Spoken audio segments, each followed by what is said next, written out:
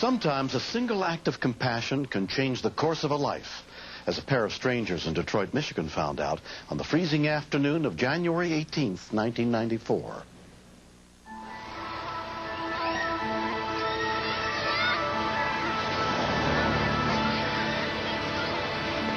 The temperature was extremely cold. I think the wind chill was somewhere like 40 below. It wasn't the kind of weather that you'd be walking in.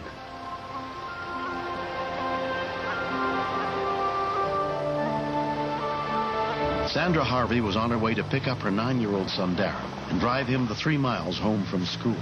I was at the supermarket, and I was late.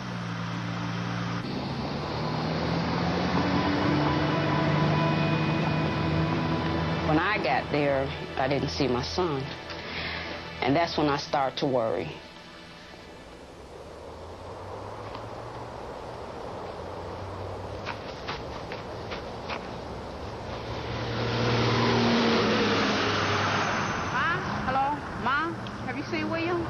I couldn't see him nowhere, so I had called my grandmother, and I asked her, did he show up there, and she said no. She told me to go to the police, and as I was going to the police station, I said a little prayer. 71-year-old Rush Yarnell happened to be driving home on Connor Street. I observed what I thought was a child in the snow, and it was just as if he was trying to draw attention.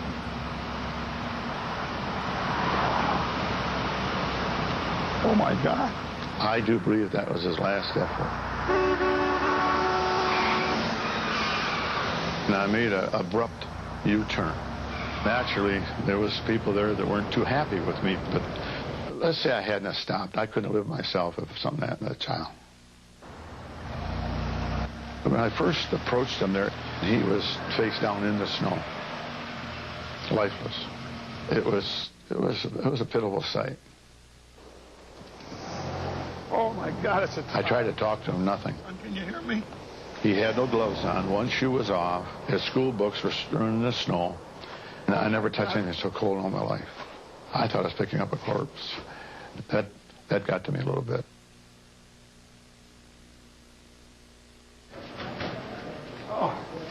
On duty at the 9th Precinct that afternoon was Detroit police officer Sylvester Mitchell. Imagine, if you will, a piece of meat that you would leave in the freezer overnight. That's the way his fingers were. I mean, they were just totally frozen, purple to black in color. In fact, it was sort of an eerie feeling to actually hold his hand. That in itself sort of melted my heart. Minutes later, Sandra came into the same police station to report that her son was missing. William, what happened?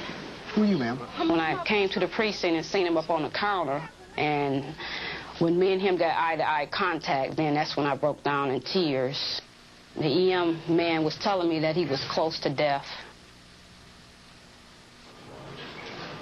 Oh, you're welcome. Of course, I hugged her and tried to convey to her that it was just a normal thing that a person should do. It was quite an emotional scene. Is there anything I can do to help? Don't be afraid to yell. She couldn't seem to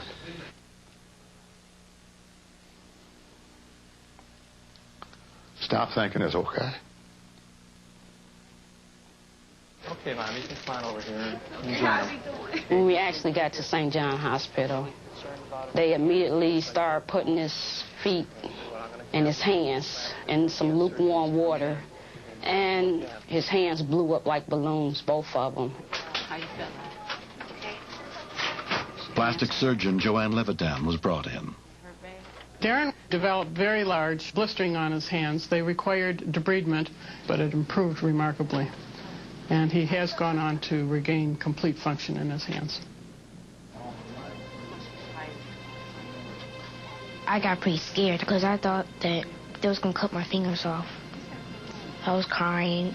I didn't want to lose these fingers because when I grow up, I would like to be a basketball player because my mother said that I should be a basketball player because I look like one.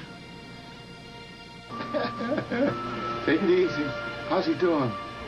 He's doing pretty good. I will always appreciate Mr. Yarnell. You know, I have a special place in my heart for him. That's the only son I have, and I just thank God my son is alive. And I thank God Mr. Yarnell stopped and did pick him up. In the years since the incident, Rush and Darren have grown close. Had he not stopped, the little boy would have froze to death. The weather was bad. The neighborhood was unfamiliar to him, and he didn't have to stop, but he did. This is the actual car of the President of the United States assassin. It's touched me very much so. There's no question about it. There's a reason that this little boy is going to go on, and I want to stay close to that child the rest of his life as long as I live anyhow.